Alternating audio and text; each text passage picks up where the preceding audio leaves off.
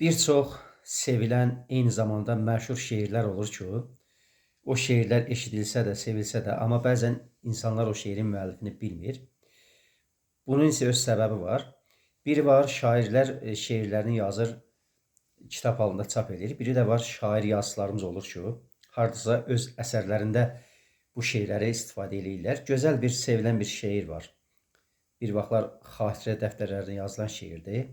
Bilməm nədən belə doğmasan mənə, bir belə qohumun yadın içində.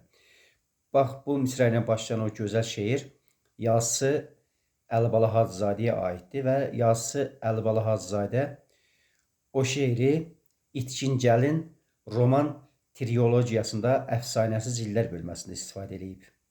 Bilməm nədən belə doğmasan mənə, bir belə qohumun yadın içində.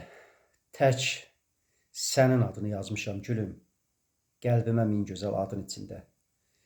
Eşqinlə inləyən bir bülbül oldum, sənə nəğmə oldum, qızılgül oldum.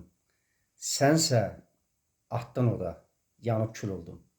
Mən səni qoymazdım odun içində.